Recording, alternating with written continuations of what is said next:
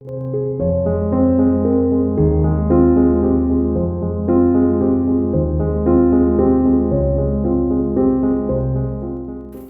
se comporter avec des personnes difficiles? Ce programme a été enregistré à l'origine par Ricardo Melo de l'Institut Namasté le 5 septembre 2016. Les E2 sont préparés par des volontaires de la Pilule de l'Évangile. Notre équipe de collaborateurs a toujours besoin d'aide. Soyez vous aussi volontaires dans notre cause. Rejoignez notre page sur Facebook, Pilule de l'Évangile. Bonjour mes chers amis, bonjour et beaucoup de lumière, pleine d'énergie positive pour vous tous. Bénédiction et paix à vous qui écoutez partout la pilule dans toutes les parties du monde. Beaucoup d'énergie positive pour vous, pour votre famille, pour votre promenade et pour toute l'humanité. Aujourd'hui, je voudrais faire une réflexion. Je ne sais pas si c'est une réponse, je pense que c'est plutôt un commentaire sur une suggestion que certaines personnes nous ont envoyée afin que nous puissions parler de la façon de traiter les personnes difficiles.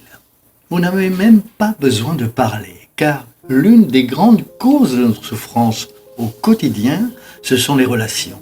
Les disputes, les distances, la tristesse, l'autre m'a fait mal. Je veux l'aider, mais il ne me laisse pas faire. Elle est têtue. Qui n'a pas d'histoire comme ça à partager? Maintenant, c'est un problème, n'est-ce pas? C'est toujours bon de se rappeler que normalement, pour la personne que j'appelle difficile, elle pense que le difficile, c'est moi. Alors, au final, qui a raison dans toute cette affaire? Mais peu importe qui est le plus difficile dans l'histoire, une chose est sûre. Personne ne change personne.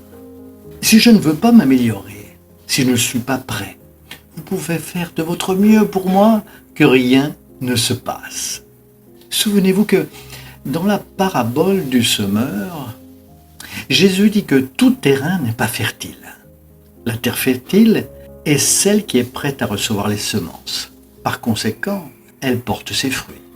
Dans la parabole du semeur, Jésus présente plusieurs cas d'un semeur qui est sorti pour semer sans renoncer. Alors, bien sûr, la première leçon de l'Évangile sur la relation avec les gens que nous trouvons difficiles est « ne les abandonnez pas ».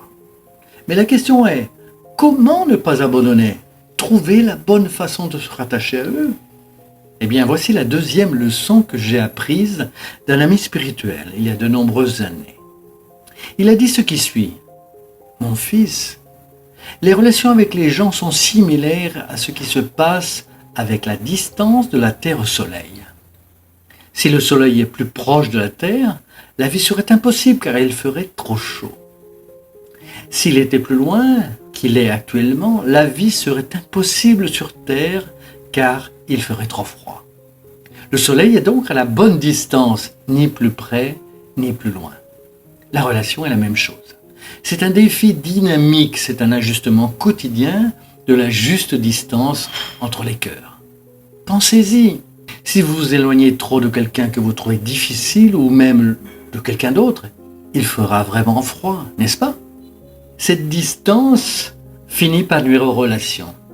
Mais si vous s'approchez trop sans perdre l'harmonie, l'autre personne se sent étouffée ou vous vous sentirez étouffé. L'autre a l'impression qu'il perd de l'espace et qu'il va se sentir mal. Il va commencer à vous attaquer ou vice-versa. Il faut donc trouver la bonne distance. Cette deuxième leçon est importante. Il y a quelques semaines, je parlais ici de Sainte Monique qui a dû trouver cette distance pour éduquer Saint Augustin. Voyez que pendant près de 30 ans, elle a eu la patience de Job, comme l'on dit, pour s'occuper de son fils. Mais de nombreux moments, il ne lui parlait même pas, n'acceptait pas ses conseils. Elle priait simplement et gardait ses distances physiques. Mais dans d'autres moments, parfois la douleur venait visiter son âme. Il devenait plus humble et acceptait de lui parler. Ainsi, pendant tout ce temps, elle rétrécissait ou augmentait la distance. C'est une sagesse développée par rapport à la vie. C'est donc la deuxième leçon. Nous devons apprendre à faire ce mouvement. Je crois qu'on souffre beaucoup quand on veut imposer notre façon d'être à l'autre. Vous voyez que même Dieu ne faisait pas cela, n'est-ce pas? Voyez-vous que le Seigneur de la vie nous montre un chemin. Il le précise, à chacun selon ses œuvres. C'est ce que Jésus nous a si bien rappelé. Celui qui sème du vent, bien sûr, récolte la tempête. Celui qui sème la lumière récolte la lumière. Le semis est libre, bien que la récolte soit obligatoire. J'ai donc le libre arbitre d'agir dans mes relations et la loi divine me surveille. Ce n'est pas juste non plus que je veuille vous forcer à vous adapter à ma façon d'être. Mais comme il n'est pas juste que vous vouliez que je m'adapte à la vôtre.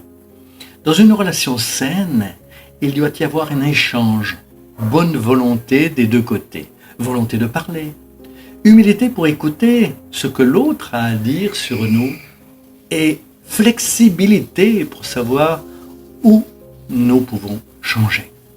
Je connais par exemple certains couples qui écoutent notre pilote de l'Évangile. Dieu merci, j'ai reçu des nouvelles selon lesquelles cela a amélioré leur relation parce qu'ils se sont arrêtés pour parler et ont commencé à s'écouter davantage. C'est difficile quand une personne pense qu'elle a toujours raison. On a le sentiment que l'autre doit s'adapter à nous et on ne l'écoute pas. Alors, il n'y a aucun moyen que ça fonctionne, n'est-ce pas? Ainsi, la troisième grande leçon que nous enseigne l'Évangile est le dialogue. Toujours le dialogue. Ah, l'autre ne veut pas.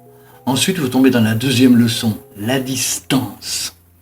Vous gardez vos distances car vous n'avez pas non plus besoin de vous blesser pour être proche de l'un de l'autre. Gardez vos distances en priant, en envoyant de bons messages et restez calme. Dès le premier instant, la vie va s'arranger un peu. Et si l'autre est vraiment le difficile et pas vous, il finira par se rapprocher. Puis la douleur entre. Souvent, la douleur apparaîtra là où l'amour n'a pas eu d'espace pour être vu. Une chose est sûre, rien n'arrive par hasard. Personne ne croise votre chemin sans un but. Je dis que nous avons de grands professeurs et les personnes difficiles sont d'excellents professeurs pour mûrir nos âmes. Réfléchissez, dans un monde d'épreuves et d'expiations comme le nôtre, si nous ne vivions qu'avec des personnes que nous aimons, avec qui nous avons réussi, avec qui la relation était légère, comment évoluerions-nous davantage? Alors, la personne qu'on appelle difficile nous invite tout le temps à apprendre quelque chose de nouveau.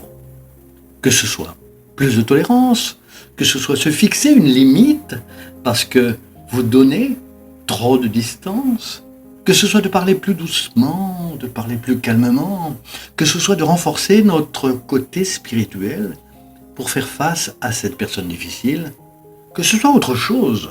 Le fait est que personne ne croise notre chemin par hasard. Tout comme nous ne croisons le chemin de personne sans raison. Donc, les gens difficiles existent vraiment. Maintenant, que ce soit vous ou elle, que ce soit moi ou vous, Dieu seul peut répondre. Mais d'ici là, c'est à chacun d'entre nous de vouloir garder son humilité, sa sérénité, trouver la bonne distance, vibrer d'un grand amour pour toute l'humanité, pour ceux que l'on considère comme difficiles, et laisser le temps agir. Calme, comme le dit un ami spirituel. Le temps remet toutes choses à leur place. Lumière et bénédiction pour votre journée. Beaucoup de calme et de sérénité pour traiter avec tout type de personnes. Restez avec Dieu et à bientôt mes amis. À bientôt.